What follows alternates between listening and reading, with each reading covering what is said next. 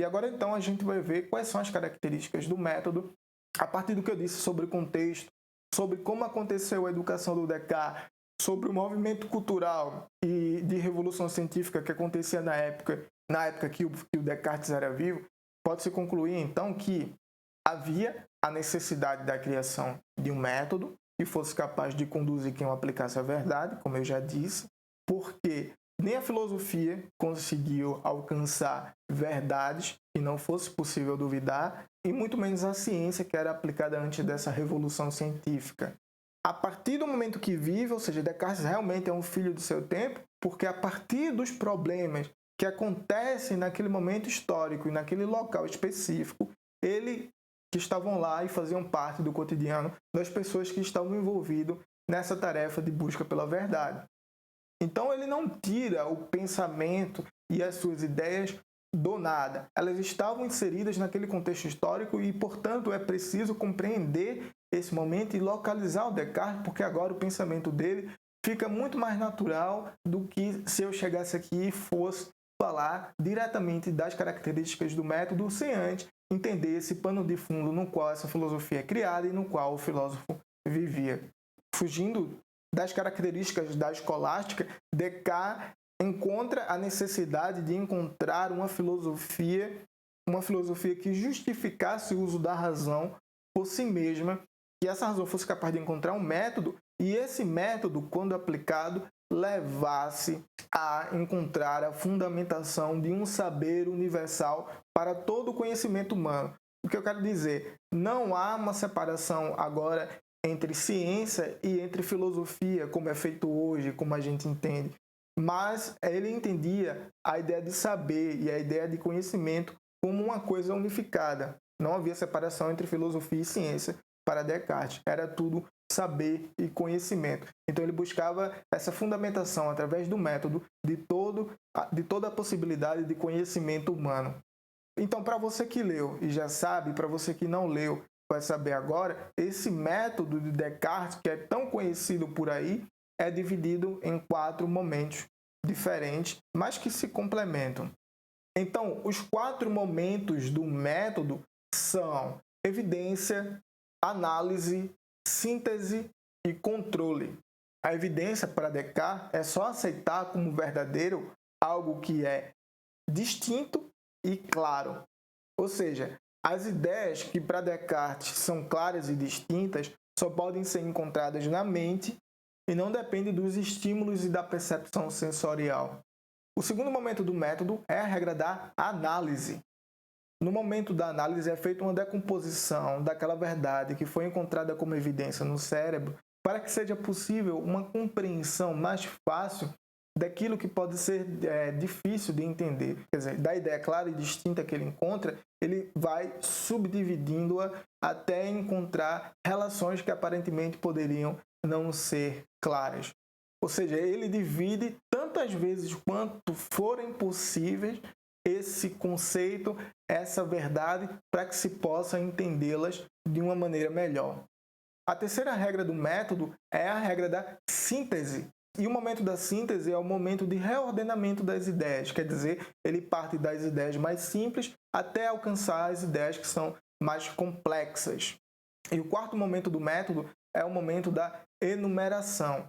No quarto momento, é feita uma verificação geral do que foi aprendido nos 3 métodos anteriores para que não reste nenhuma etapa que não tenha sido ainda feita, que vai permitir ele ter certeza de que nenhum problema foi deixado de lado, de que nenhuma das fases está incompleta e assim poder ter certeza de que aquilo que ele encontrou é um caminho para a verdade, é um argumento verdadeiro.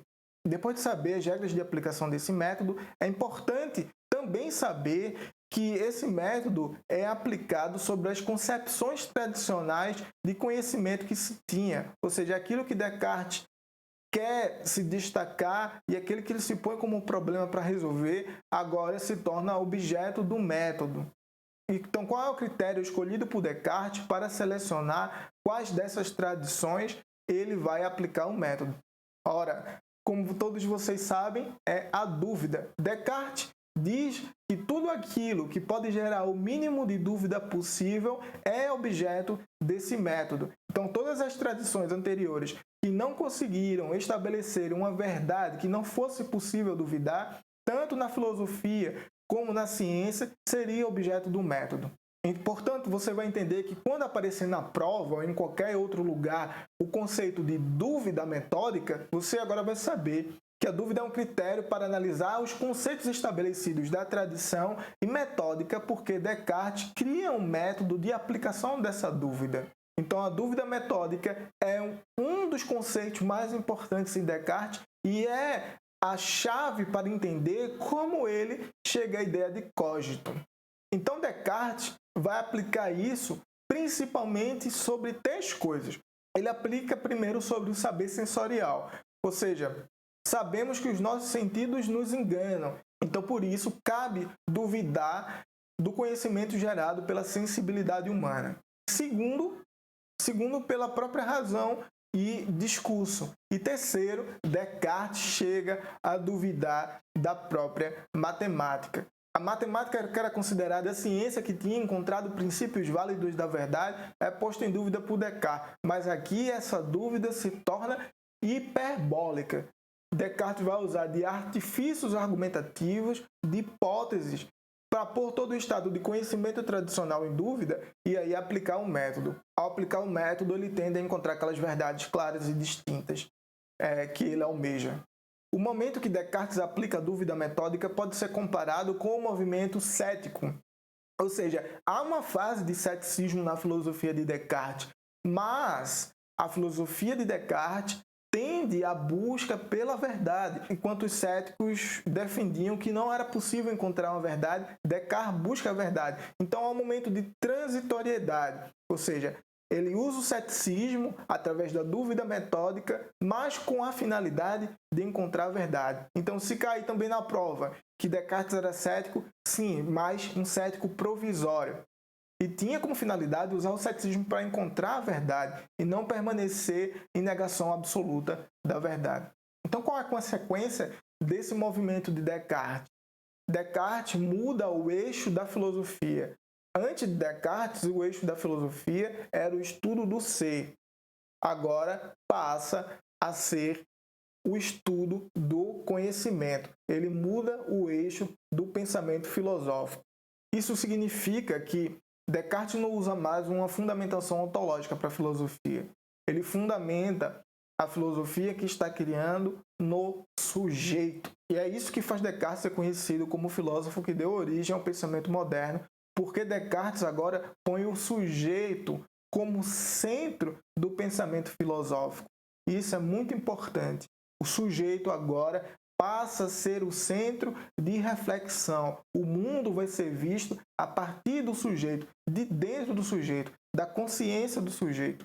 Essa foi a primeira aula sobre Descartes. Eu expliquei aqui o contexto histórico no qual Descartes estava vivendo, as correntes de conhecimento que existiam, a escolástica, o Renascimento, a Revolução Científica, como isso influenciou Descartes, quais foram as heranças no pensamento de Descartes, como ele pôs isso em uma perspectiva de problema filosófico para responder e como ele começa a responder através do discurso do método. E sobre o método, você viu as 4 características do método que podem ser vistas como um funil de decomposição daquelas ideias claras e distintas para se chegar a uma compreensão e reordenamento das ideias para melhor compreender. Isso que eu falei vai lhe dar condição agora para, na próxima aula, entender o surgimento do cogito e, a partir do cogito, a necessidade de explicar a existência de Deus, a ideia de perfeição, a ideia de sujeito e como a ideia de sujeito, a ideia de corpo, a ideia de alma, qual a relação entre corpo e alma e como é que acontecem os erros.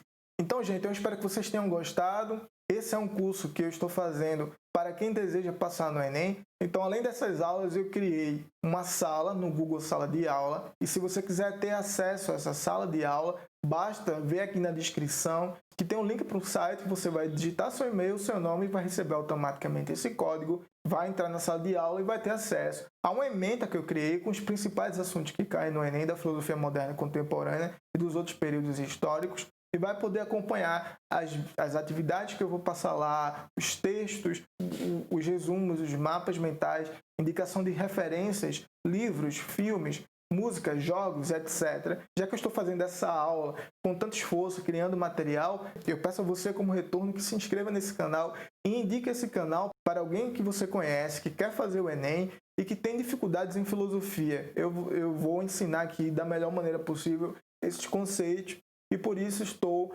aqui dosando a quantidade de conteúdo que eu vou fazer por aula para que isso fique de fácil compreensão. Então, gente, até mais.